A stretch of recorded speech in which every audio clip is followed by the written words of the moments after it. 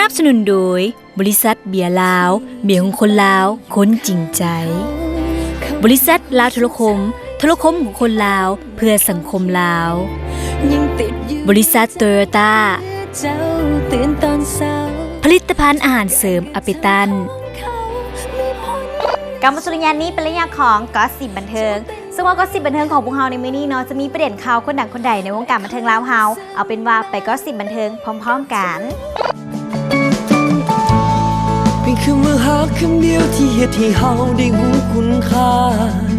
เฮามากระซิบบันเทิงการมาเริ่มที่หนุ่มๆวงเมทริกที่ต้นสังกัดของพวกเขาก็ได้ปล่อยมิวสิกวิดีโอเพลงใหม่ล่าสุดกับผลงานเพลงเพียงเจ้าเทศเอาบรรดาแฟนๆฟินกันไปทั่วหน้าเพียงได้ปล่อยมาบ่เท่าไหร่มือกระแสก็รู้สึกว่าดีเกินคาดงานนี้ก็ต้องยกความดีความมักให้กับ2นักแสดงวัยหนุ่มที่มีเคมีเข้ากันหลายที่สุดจนแบบคิดว่าเป็นแฟนกันแท้พุ่นแหละถึงแม้ว่าบ่ได้อยู่น้ำกันตลอดไปแต่บางคนเลือกที่จะหักเดี่ยวตลอดไปสำหรับไผ่ที่ยังไม่ได้ชมสามารถติดตามชมกันได้ทางรายการคักสุดและรายการมิวสิกบูมทางโทรภาพลาวสตาร์เด้อที่ลอยอยู่เต็มท้องฟ้าดวงดาวนับพาช่วยเป็นพยานว่านับจากนี้ชีวิตและลมหายใจมีเพียงเจ้าทุกความรู้สึกดีๆจะเก็บไว้ทุกความห่วงใยจะบอกเพียงพันสัญญาว่าจะมีกันจนถึงสิ้นวันที่เฮาจากกันมาต่อกันกับอีกหนึ่งคู่หูดูโอคู่นี้เทเลบอยที่สาวๆหลายๆคนฟินกันไปกับผลงานการถ่ายแบบของบรรดาเท้าๆล่าสุดเอ็นโซนก็ได้ยินคำมาว่ามิวสิกวิดีโอเพลงเวทมนต์ที่เป็นแฟนตั้งตารอท่าที่ตามเป็นอันต้องเลื่อนออกไปสาเหตุแมนย้อนนุ่มบอยมีภารกิจไปเรียนต่ออยู่ที่ต่างประเทศแต่เป็นแฟนบ่ต้องตกใจพอบ่ได้ไปโดนไปเพียง1 เดือนเท่านั้นหลังจากกลับมาก็จะมาสร้างผลงานทันทีและคาดว่าจะได้ชมกันในเดือนกันยาที่จะมาถึงนี้ส่วนตอนนี้เจ้าสาวก็สามารถติดตามผลงานการถ่ายแบบไปก่อนและแอนโซนยังแอบได้ยินมาว่าทั้ง2 หนุ่มเกี่ยมถ่ายแบบแฟชั่นเซ็ตใหม่อยู่จังไหนก็ท่าที่ตามกันเนาะเพียงคนที่ฮักด้วยหัวใจ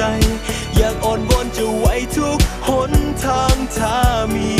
ยามหลับตาก็นึกเห็นภาพเจ้านั้นหักให้น้ำตาก็ไหลใจทนจนบ่ไหว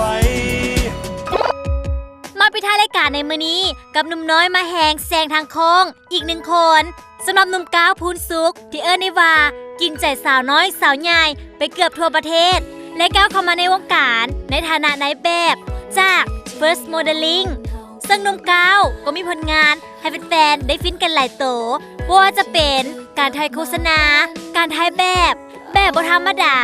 พอเท้าได้มีการโซซิกแพคให้สาวๆได้กรี๊ดกันอีกและไวๆนี้เท้ายังมีการถ่ายแบบในคอนเซปต์10 หนุ่มโสดห่วงก็บรรดาอายในแบบและดารารุ่นอายและนอกจากนี้เท้ายังมีผลงานการแสดงนั่นก็คือการแสดงมิวสิกวิดีโอเพลงความทรงจำของสาวน้อยมาสจันติงไพลวานงานนี้จะออกมาเป็นจังใดถ่าที่ตามกันเนาะ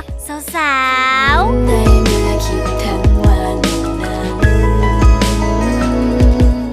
และนี่ก็เป็นการเคลื่อนไหวของคนในวงการบันเทิงลาวเฮาที่ว่าทางรายการเอโซนนำมาฝากในมื้อนี้แต่มาฮอดตอนนี้รายการของพวกเฮาได้หมดลงแล้วเนาะก็จะจากลากันไปก็ต้องขอขอบใจบริษัทลาวโทรคมของคนลาวเพื่อสังคมลาวซึ่งว่าตอนนี้ลาวโทรคมก็มีโปรโมชั่นให้กับลูกค้าข่าวดีลาวโทรคมได้เปิดให้ลูกค้าสามารถมาแลกรับของรางวัลได้แล้วในโครงการเบอร์ลังหาท่าฝันแจกโชค2 สั้นเริ่มตั้งแต่วันที่7 กรกฎาคมปี 2015 หาวันที่31 เดือนสิงหาคมปี 2015 นี้เกณฑ์คะแนนที่สามารถแลกรับของรางวัลได้มีคือ 2,000 คะแนนแลกรับโทรศัพท์วินโฟนโมบายพร้อมซิม 2,500 คะแนนแลกได้โทรศัพท์มือถือซัมซุง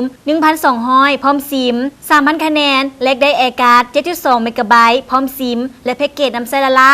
500 เมกะไบต์ต่อเดือนเป็นเวลา12 เดือนอย่าลืมเครื่องรางวัลมีจำนวนจำกัดใส่หลายยิงได้หลายเริ่มตั้งแต่มื้อนี้จนถึงวันที่31 สิงหาคมปี 2015 นี้สอบถามข้อมูลเพิ่มเติมได้ที่ Contact Center 101 ตลอด24 ชั่วโมง